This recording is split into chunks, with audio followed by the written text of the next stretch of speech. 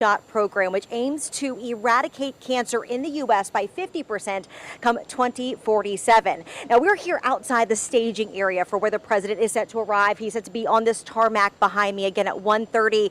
Lots of preps have already been made. We've seen the dogs kind of sweep this area. We've also got lots of Secret Service, lots of local leaders who are here. And again, these folks are making sure that no stone is left unturned, making sure that everything is safe for the president's visit. As you mentioned, Travers, he is again set to be here at Armstrong International Airport before going to Tulane to again tout that cancer moonshot program. But this also comes ahead of the DNC. We spoke to many local leaders about his visit here, including Congressman Troy Carter, who is one of the delegates set to attend the DNC, to talk about the visit and the importance of trying to eradicate cancer, especially for our communities here in Louisiana, especially with Cancer Alley just right down the road. Take a listen to what he had to say.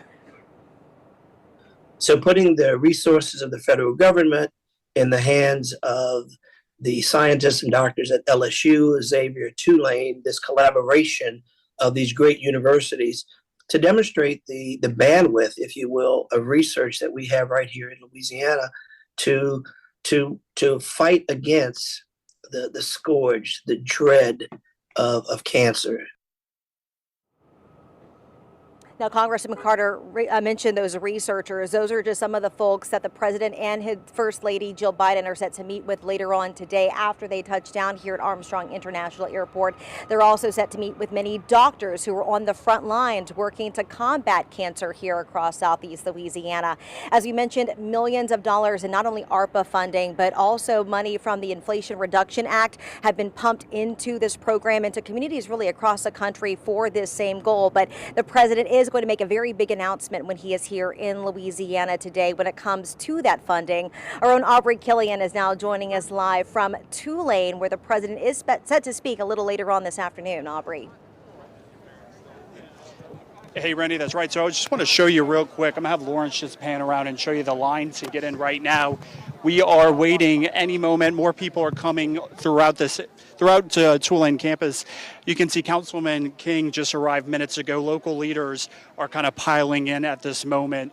We've got Dr. Shull as well as some other Tulane reps. Tell us, the anticipation to see the president right here on campus. What does this mean to you and New Orleans? It's very exciting to have him come down and recognize us and what we're doing for cancer and how we're trying to, do better for our patients and for what, the city stands for and trying to do better by all, everyone. And there is going to be a massive amount of money donated when it comes to research to help our community. Kind of talk about, we were speaking, what will this mean? What are you expecting? Talk about all. Right, yeah, so this is an amazing opportunity for interdisciplinary research on,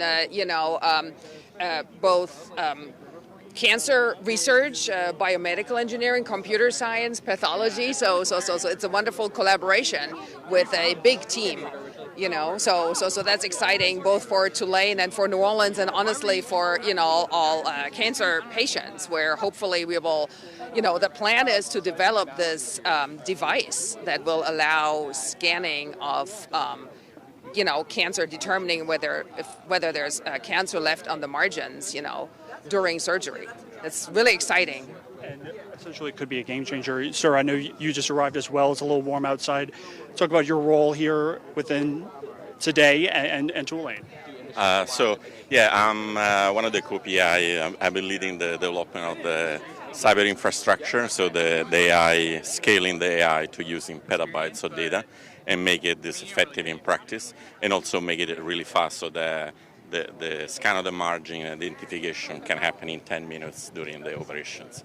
Thank you so much. We want to see Councilman King as well is over here as well. We'll see if he'll give us a brief statement. Councilman King, we're live on air. You mind if you just give us a quick statement on what this means to have the president here in New Orleans? Yeah, good opportunity to meet the sitting current president is a big deal, and having him come visit our city is a once-in-a-lifetime opportunity. At least for me it is, and I want to be a part of that.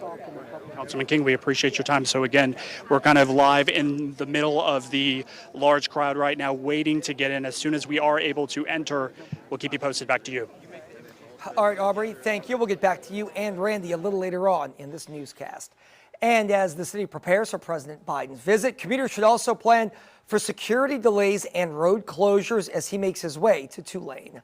WDSU reporter Kelly Brown joins us live with what you can expect if you're on the roadways. Kelly. That's right, Travers. Well, heads up if you are hitting the road soon. As we mentioned, President Biden is set to land at Armstrong International Airport within the hour, which means that we could see some delays and rolling closures throughout our area. Now, here's a live look at I-10 at Williams. Things are looking really good right now, so if you're heading out right at this moment, you should be fine. But if you are traveling eastbound or westbound a little bit later, expect some delays and closures from Kenner all the way to Uptown.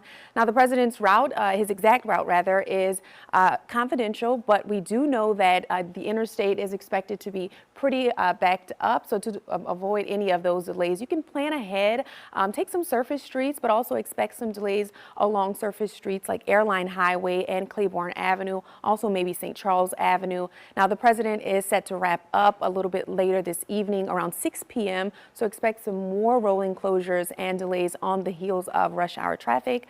For now, here's a live look at the Pontchartrain Expressway just near Claiborne, and things are rolling smoothly. I'll keep you updated on any closures and backups. Back to you. All right, Kelly, thank you. We'll have much more coverage of the president's visit to New Orleans later on in this newscast, and you can always watch everything live for free right now by downloading our WDSU mobile app.